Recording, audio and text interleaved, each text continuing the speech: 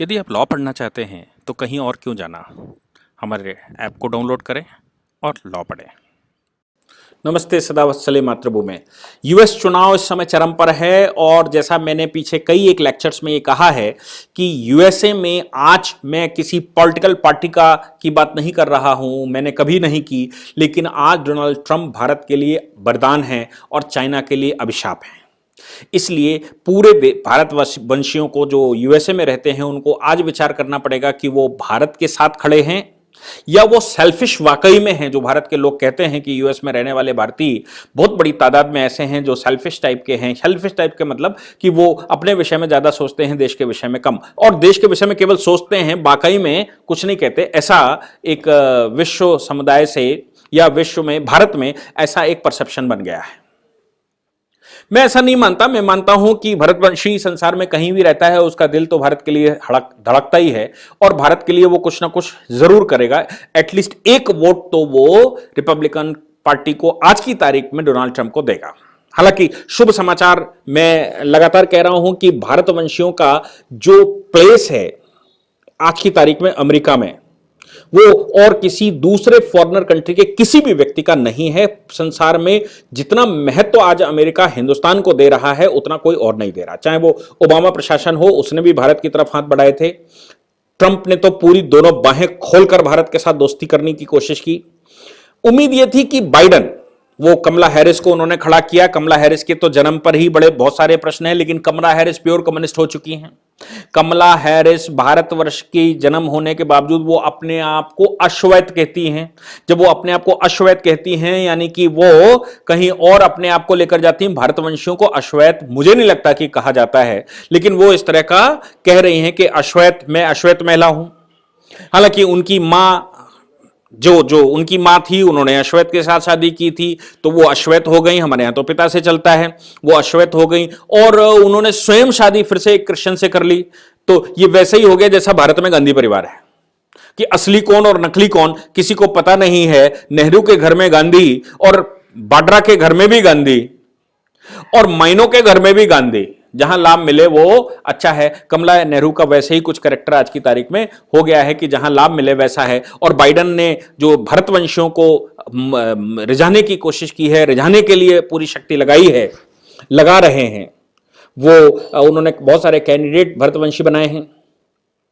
Biden की कल की जो घोषणा है वो मुझे लगता है कि भारतवंशियों की महत्व को और ज्यादा कंफर्म करती है कि भारत में मोदी जी के बैठने के बाद भारत के वीजा और भारत के पासपोर्ट का कितना महत्व हो गया है। भारत का पासपोर्ट संसार में कितना शाइनिंग है ये आज पता लग रहा है, क्योंकि यूएस चुनाव के अंदर भारतवंशियों को लुभाने के लिए दोनों पार्टियां पूरी शक्ति से लगी हुई हैं। मैंने कहा कि H1B L1 वीजा में ढील देने की बात डोनाल्ड ट्रंप ने की। खासतौर से उन्होंने कहा टेक्नोक्रेट्स के लिए, जो सर्विस सेक्टर के वैसे मैनेजमेंट के वर्कर्स हैं या जो नीडी मैनेजमेंट के लोग हैं, उनके लिए हम बोलते हैं वो सिर्फ भारत में ही संसार में पाए जाते हैं या चीन में पाए जाते हैं। चीन से पहले ही से उनका दुश्मनी चल रही है सही से, इसलिए ये जो H1B L1 वीजा को फिर से खोलने की बात कही है वो मुझे लगता है कि 100% भारत वालों के लिए कही। अब बाइडन ने भी कहा कि हम H1B L1 वीजा को दोबारा रिव्यू करेंगे। लेकिन आपको मालूम है यूएसए में दोबारा रिव्यू करने का क्या मतलब होता है। मैं आपको बताता हूं कि भारत सरकार का बुश प्रशासन के साथ, जिस समय जॉर्ज डब्ल्यू बुश प्रेसिडेंट हुआ करते थे, 123 एग्रीमेंट हुआ था। उस समय कांग्रेस की केंद्र में सरकार यहां हुआ थी और 123 एग्रीमेंट से वो हमें न्यूक्लियर एनर्जी देने वाले थे। और राहुल गांधी ने 2009 का चुनाव जब लड़ा था तो उन्होंने कहा था कि हम भारत को न्यूयॉर्क बनाना चाहते हैं जहां कभी रात ना हो, क्योंकि न्यूक्लियर एनर्जी हम वहां से ला रहे हैं। ओबामा प्रशासन बैठा और ओबामा प्रशासन ने कहा वी विल रिव्यू इट, और रिव्यू का नतीजा क्या निकला था, उसने 123 एग्रीमेंट से अपने पैर पीछे खींच लिए थे। ये यूएस का रिव्यू पॉलिसी है। ओबामा भी उसी पॉलिटिकल पार्टी का था जिस पॉलिटिकल पार्टी के आज की तारीख में बाइडन और कमला हैरिस हैं। धन्य थे कि डोनाल्ड ट्रंप जिस समय नरेंद्र मोदी जी आए तो नरेंद्र मोदी ने दोबारा संसार को अपने प्रेशर में लिया और यूएस को अपने प्रेशर में लेते हुए यूएसए के प्रेसिडेंट के साथ एक विशेष संबंध बनाए। उसके बाद 123 एग्रीमेंट जो राहुल गांधी के समय पर हुआ था और उसको रिव्यू ओबामा प्रशासन ने किया था और रिव्यू करके वो उस एग्रीमेंट से बाहर चले गए थे, उस एग्रीमेंट को पुनः संसद में रखवाने का कार्य नरेंद्र मोदी सरकार ने किया था। और 123 एग्रीमेंट के बाद ही न्यूक्लियर सप्लायर ग्रुप्स ने हमारे साथ एग्रीमेंट करने शुरू किए थे और पूरे विश्व से हमको न्यूक्लियर सप्लायर ग्रुप्स ने सहयोग करना शुरू किया था, जिसमें फ्रांस, ऑस्ट्रेलिया भी शामिल हैं। ये मोदी सरकार की वो थी, पावर थी, या मोदी सरकार का अपना वैभव था। लेकिन ओबामा ने जब रिव्यू किया था 123 एग्रीमेंट को, न्यूक्लियर सप्लाई के एग्रीमेंट को, जो राहुल गांधी के साथ हुआ था, जॉर्ज बुश का, उस एग्रीमेंट का मतलब बाहर जाना था। आज बाइडेन कह रहे हैं कि L1B H1B L1 वीजा को हम रिव्यू करेंगे।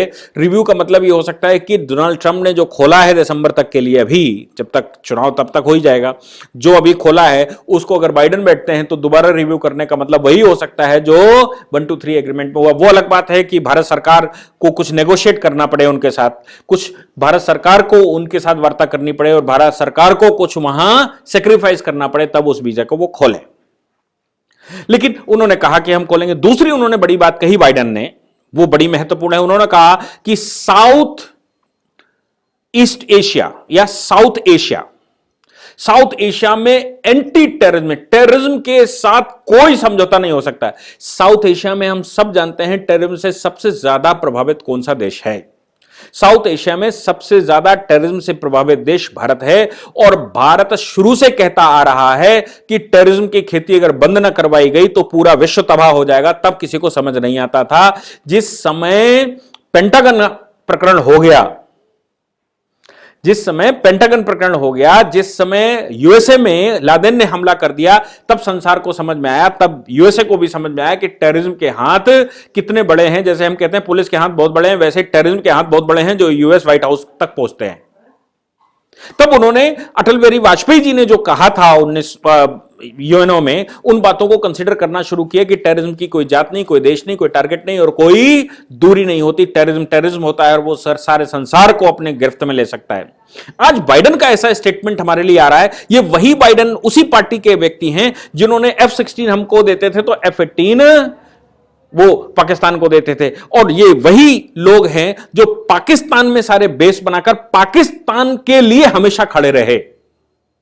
और अगर हमारे लिए वो खड़े नहीं रहे तो एटलीस्ट हमारे वो अगर पाकिस्तान के लिए खड़े नहीं रहे तो उन्होंने हमारा फेवर कभी नहीं किया। उन्होंने जब भी साइलेंट वे में ही अगर फेवर किया तो उन्होंने सदैव पाकिस्तान का ही फेवर किया है। हालांकि मैं यह कह सकता हूं कि मोदी जी का प्रभाव दोनों ही पॉलिटिकल पार्टियों पर है, फिर भी अगर संसार के दो बड़े एनिमी हैं जिन पर सीधा मुखर होकर कोई कार्य कर सकता है और कर रहा है, वो सिर्फ और सिर्फ डोनाल्ड ट्रंप हैं।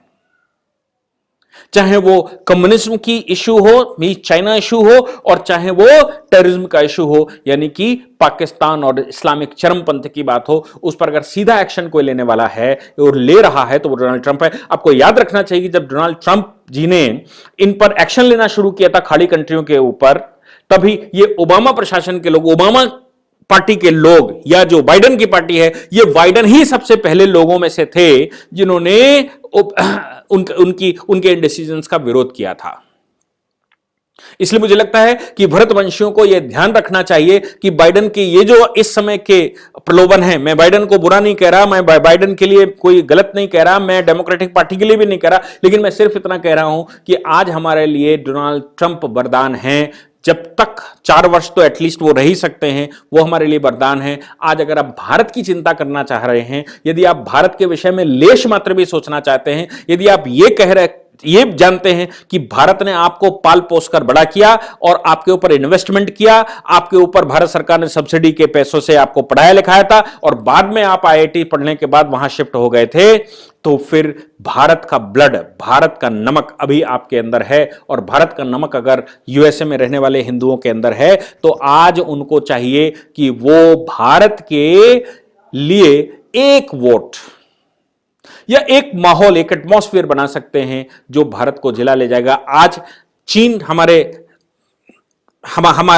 सामने खड़ा है, आज टेररिज्म हमारे सामने खड़ा है और भारत के प्रधानमंत्री, भारत की सरकार दोनों से बखूबी लड़ रही है। हमको केवल सहयोगियों की आवश्यकता है कि हमारा विरोध न करने वाले लोगों, और ऐसे लोगों में डोनाल्ड ट्रंप एक ऐसे व्यक्ति हैं जो बाहर से हौसला भरपूर दे सकते हैं। वो बाहर की दूसरी शक्तियां जो पाकिस्तान और चीन के साथ आ सकती हैं, उन शक्तियों को जरूर रोक सकते हैं। तो हमारा फेयर युद्ध होने दीजिए, चाहे पाकिस्तान से हो चाहे चीन से हो, और हमको स्वयं से लड़ने दीजिए। विदेशी शक्तियों को रोकने का कार्य डोनाल्ड ट्रंप ही अकेले कर सकते हैं। नहीं तो बाइडेन अगर बैठते हैं, कमला हैरिस अगर बैठती हैं, तो कमला हैरिस ने तो अपना वैसे ही कैरेक्टर ए से लेकर जेड तक क्या रखा है कुछ पता नहीं है।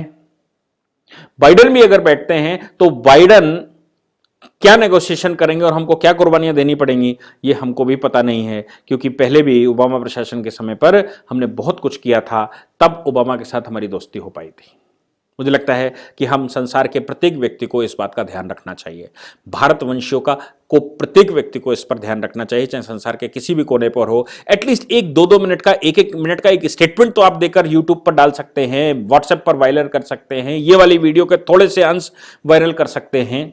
आप कुछ लेख लिख सकते हैं जिससे कि डोनाल्ड ट्रंप के फेवर में एक माहौल संसार में बने, और हम ये कह सकते हैं अब की बार ट्रंप सरकार। अमेरिका में रहने वाले लोग नहीं कर सकते तो यूरोप में रहने वाले लोग जरूर कर सकते हैं, और आज इंटरनेट की दुनिया है, वो एक दूसरे से कनेक्टिविटी बड़ी आसानी से बनाती है। मुझे लगता है कि हम सबको इस समय ये ध्यान देना चाहिए कि भारत के हित में कौन है दोनों में से। Thank you. वंदे मातरम। इस पूरी ऑर्गेनाइजेशन को चलाने के लिए आप नीचे डिस्क्रिप्शन से हमारे ऐप को डाउनलोड कर सकते हैं, जिससे कि लॉ स्टूडेंट्स को, लॉयर्स को और आम आदमी जो लॉ जानना चाहता है वो पेड क्लासेस का लाभ ले सकता है।